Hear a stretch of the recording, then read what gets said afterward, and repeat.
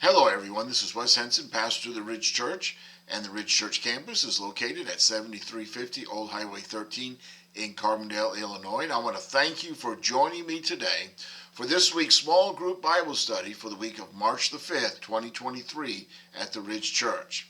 And this week we continue our Bible study series, My Encounter with Jesus. If you remember, in last week's encounter, a Samaritan woman meets Jesus at a well. They talk about water, and she thinks that her greatest need was for water, but actually it was for the living water that Jesus had to offer. Only Jesus can satisfy a person's true thirst. This week, Jesus encounters a lame man sitting beside a pool of water. He thought his greatest need was someone to help him into the stirred waters so that he would be able to walk again. And in this encounter, Jesus restores what was broken in this person's life. Our Bible study passage is from John chapter 5. If you click on the links below or above, wherever they may be, you'll discover a printed summary of this week's study. Then I invite you to join us on campus Sunday morning at 9 a.m. as we go into detail. Okay, let's get started with this week's on-the-go study. Quick question: when have you ever felt helpless? You know, at some time in our lives, we've all been physically or emotionally or even spiritually broken, helpless. We reach the end of our options, trying to fix things for ourselves. So what should we do? Well, explore what God can do and turn to the only one who can meet our need.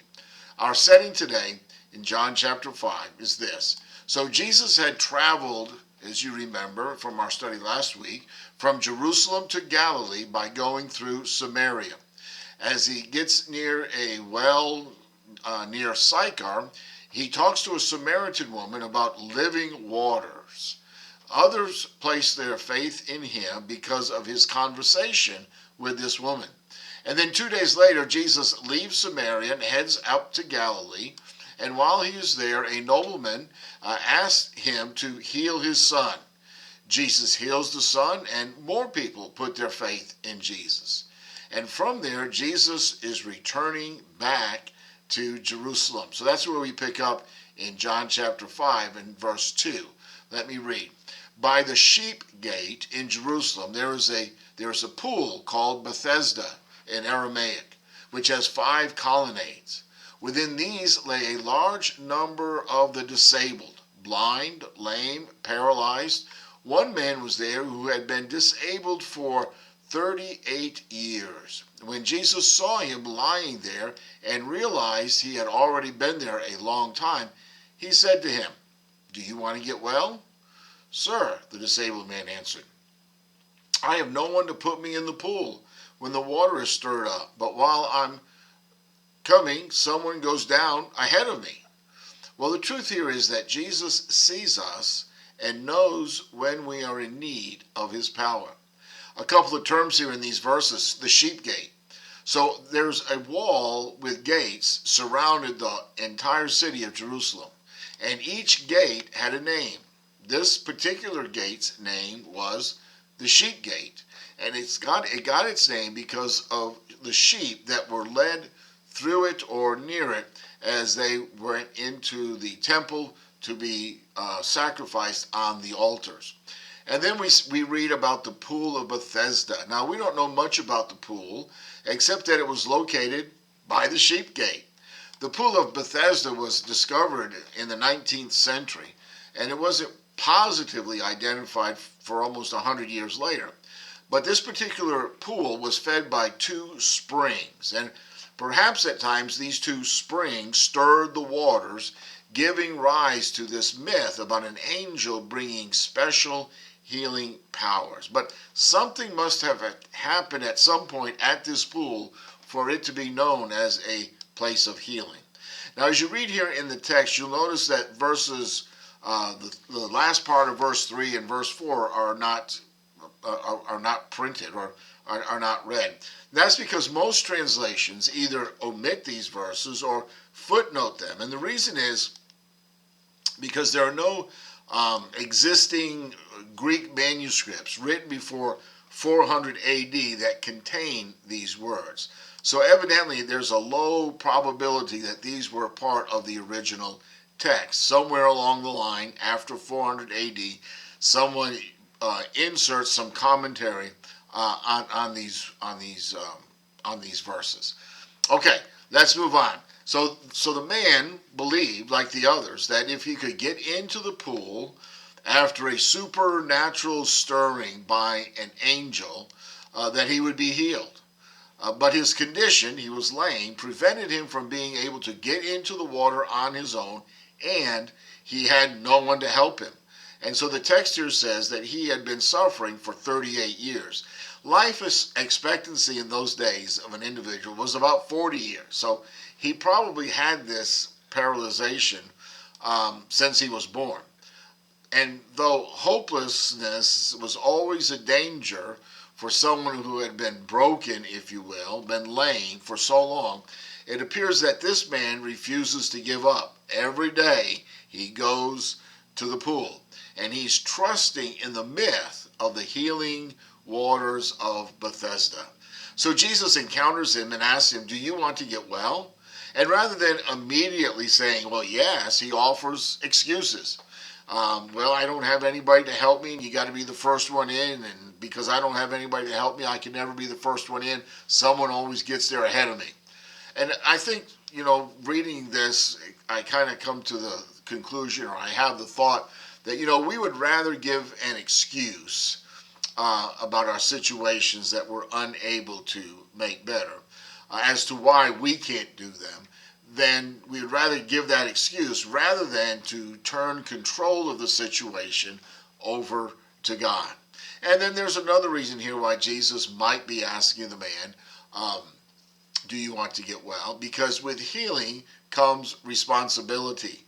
And are you willing to be responsible for your life from here on out if you are healed? Anyway, Jesus appeals to the man's will and his faith.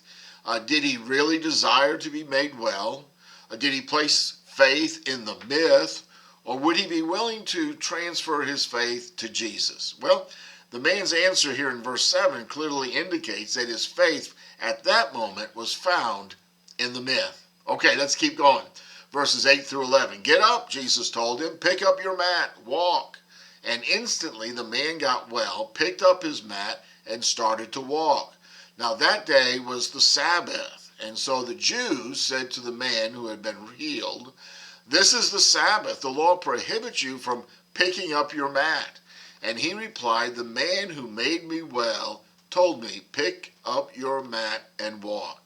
You see, Jesus meets our needs in very unexpected ways. The man had suffered from very low expectations, right? He had to wait upon the stirring of the waters on the chance that he might be the first one in the water to be healed, but he had nobody to help him get into the water. So he really wasn't expecting a whole lot. And Jesus, by healing the man, exceeds the man's hopes by a lot. But there's another dilemma here. The problem that the authorities had with this man's healing. It was on the Sabbath. And what they noticed first off was not that he was able to walk, but that he was carrying his mat. And that was against the law. Now, it wasn't against God's law, but it was against the law that the Pharisees and the religious leaders had put into effect to make sure that they didn't miss following the actual biblical law. But I want you to notice here the lack of compassion that these Jewish leaders showed. They had no concern for this man's suffering. They were just simply bothered extremely by his quote-unquote his work on that day. We can be thankful that Jesus is full of compassion. Jesus never overlooks our condition. Jesus saw the real need of this man, and he sees ours as well. Okay, we're going to move on down to verses 19 through 21, but I'm going to encourage you to read verses 17 and 18 as well.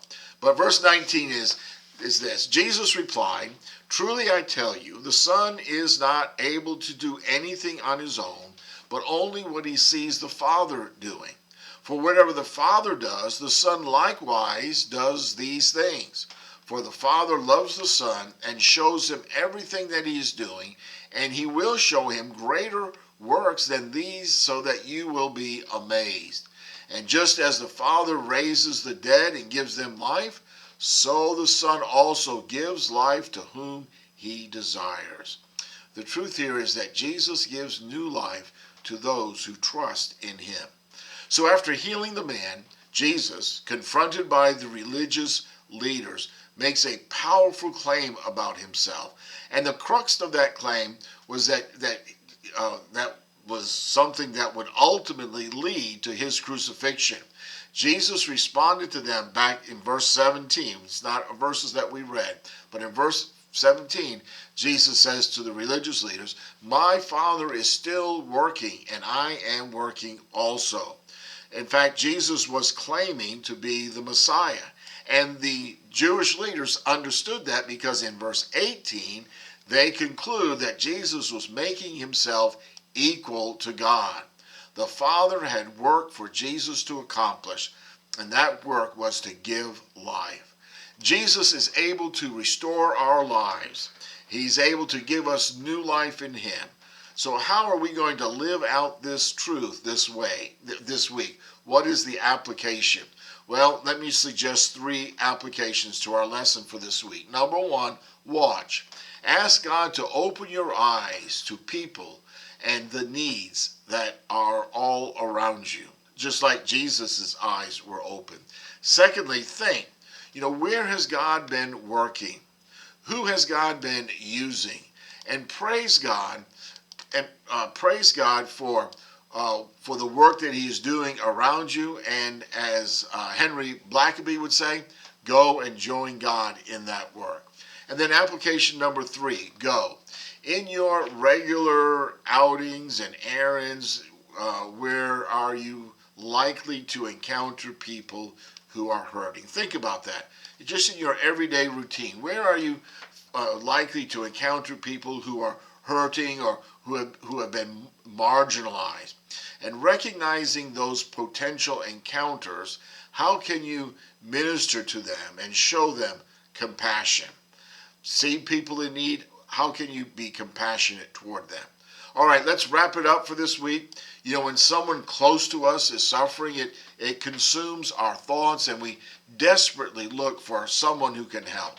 And it's good to know that in such times that there is a God who loves us and stands ready to meet our needs. This is especially true when it comes to the deepest needs of our hearts. Okay, if you click on the links, you'll find a summary of this week's Bible study, and then I invite you to join us on the Ridge Church campus Sunday morning at 9 a.m. as we go into greater detail. That's all for now, and I'll see you again real soon. Bye.